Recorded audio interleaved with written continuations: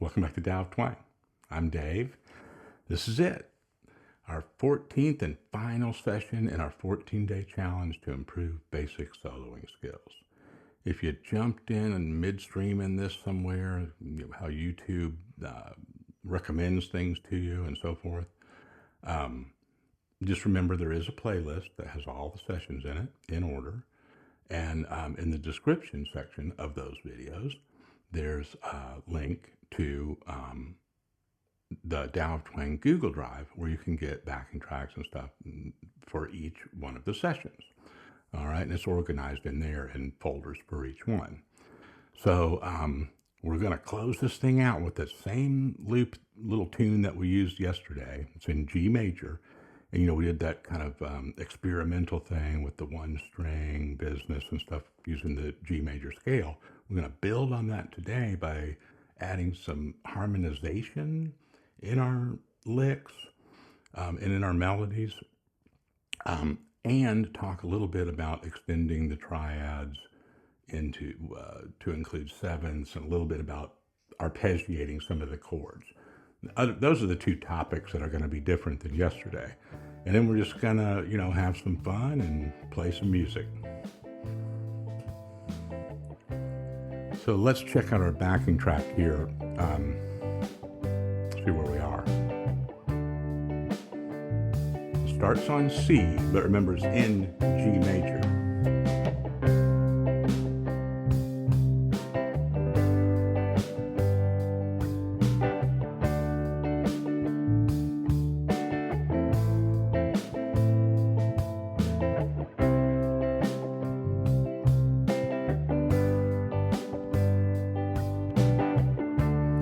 Same both times around. The second time it goes back to the one.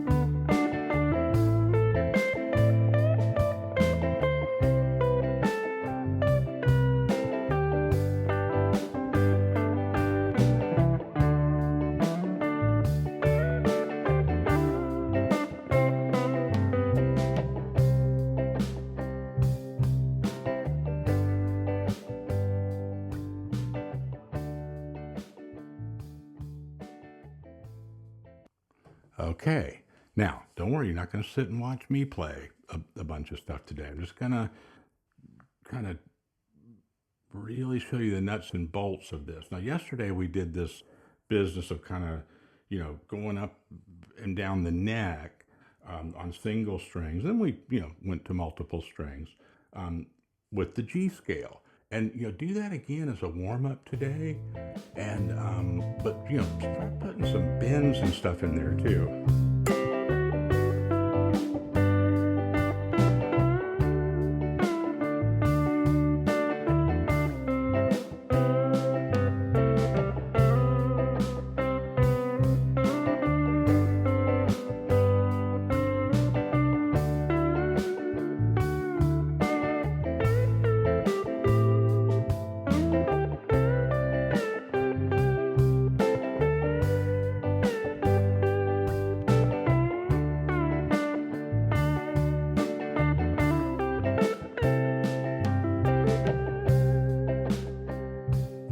Okay. Well, that's a little bit of a review warm-up from yesterday. So when you get your backing track out, that's one of the things you can do. You watch both of these together, 13 and 14, because that 13 will really get you primed for this business today. So let's look at this harmonization idea. Okay, so one way we can sort this out with the harmonization is let's take the high E string and make that our melody string. So, and just play the scale at first.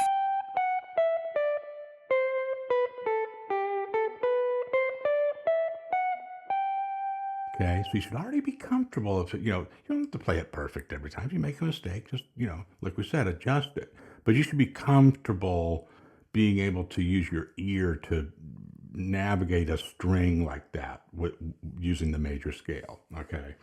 Then let's say we did that on a lower string, another string, in this case the G.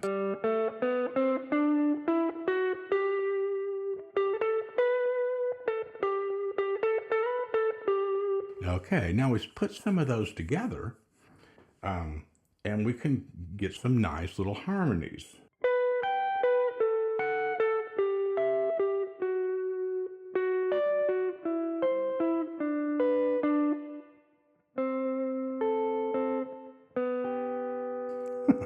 Okay. I preemptively, I saved us from that. I was about to play the wrong note there, but going slow. So,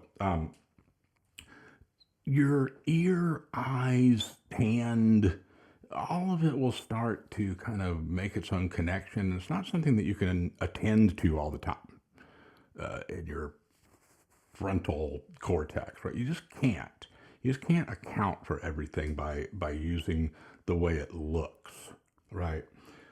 But you can that can be part of it. So now there's a lot of good questions that could be asked about what I just said. Well, wait a minute. You know, you could play any two notes on those strings and they would be out of the same river of G major. So theoretically, anything goes. That's right. But you want to do things that are practical, right? And here's something you can really hang your hat on about this is if we take the top string as being our melody. Okay, so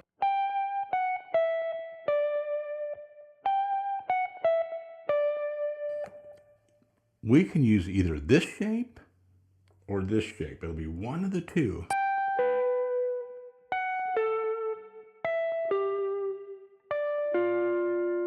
Well, that sounds a little off. Must be the other one.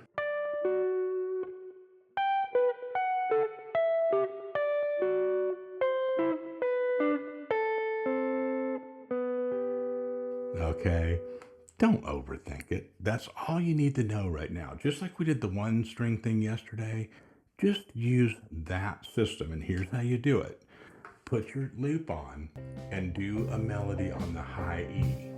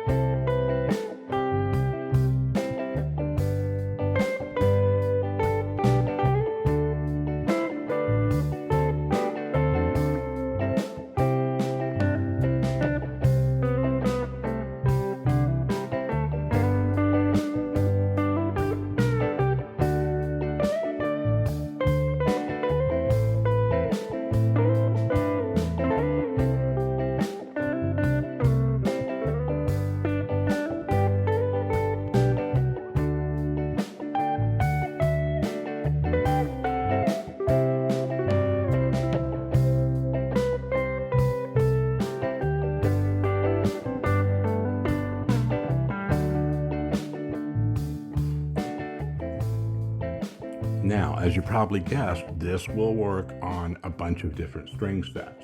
They can be adjacent too. That time we're skipping over that B string, right? We're using the G and the E for that little system that we just went through. But you can also do it, with two adjacent strings.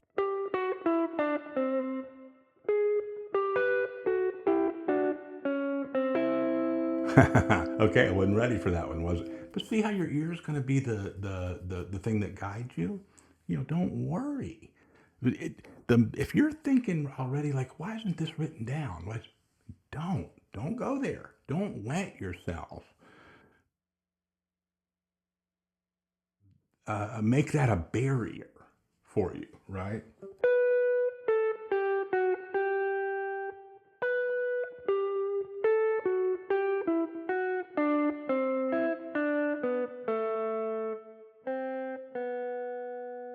If you go slow and you work off to the side, now you notice when I got back in the song, on certain changes, it was prettier in places and not as pretty in others, right? Because, and if I play the statement and then copy it, over to the harmonized version right after that, we're not in the same part of the river of the song, right?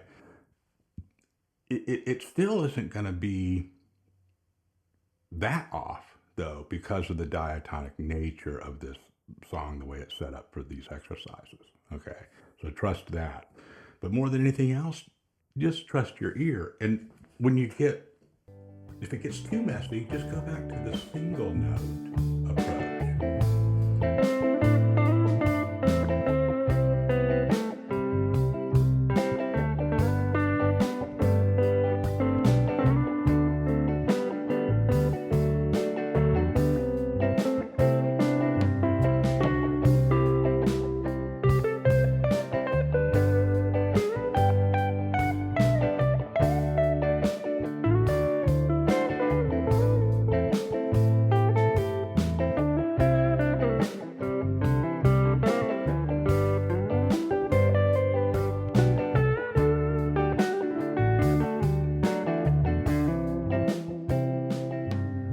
Okay.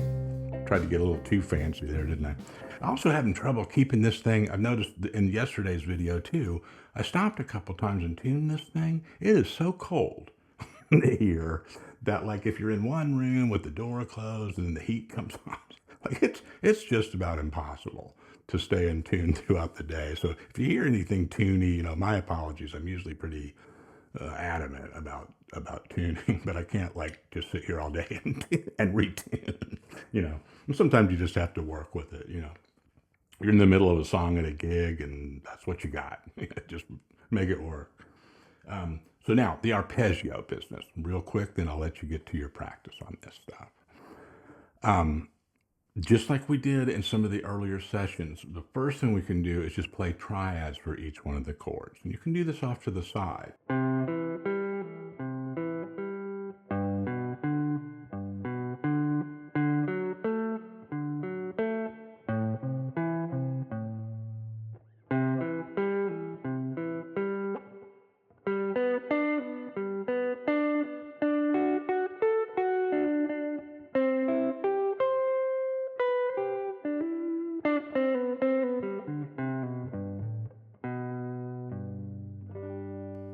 Okay, that's not really even how the song goes, but see how my ear just wanted me to play that G at the end, resolve the whole thing? Go where your ear wants you to go, okay? But I started off just playing a triad for each one of those chords. Now, our two options for adding a seventh to a triad for arpeggios is the natural seven, or a major seven, referring to the actual interval like we have been in this series, and a flat seven. So you think that was it for this song, or do you think it was?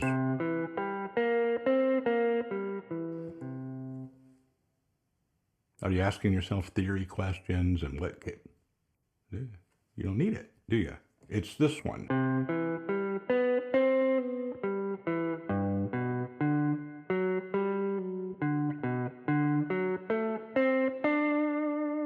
So the C, root, major third, perfect fifth, major seven,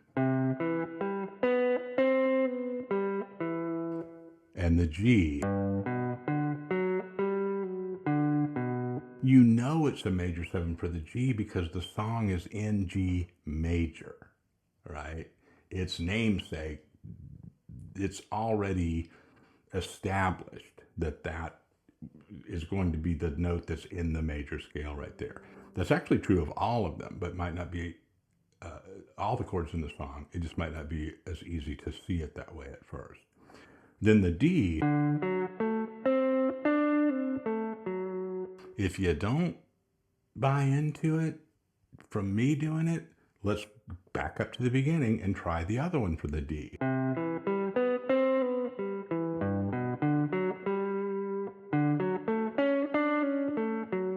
See, that doesn't sound bad, right? But when you put it in the song, then you got to make your choice. I'm going with the flat seven on that one. And then the A minor, okay. We mentioned this earlier in the series. On a minor chord, the seventh is almost always the flatted seventh, right? And you can just hear it.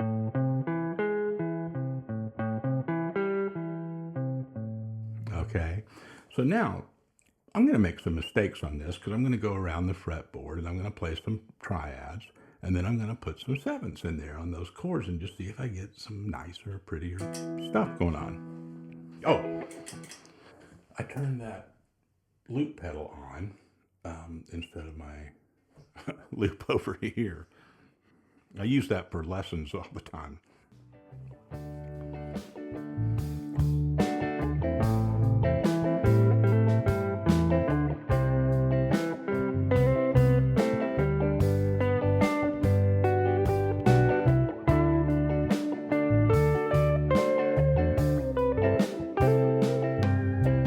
Oh yeah, this is working.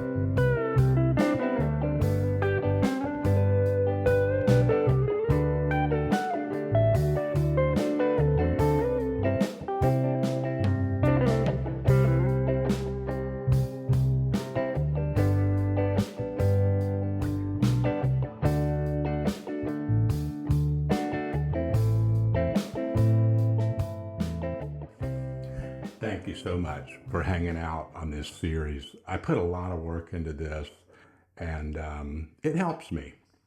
I hope it helps you. When you're working on something that you love and it's working out, it's a good thing. Take the time, be kind to yourself, be patient, listen to yourself when you're playing, and things are going to change for you, and you're going to know it when it happens. And when it does, just keep doing that. All right? Let me know how it goes. See you next time.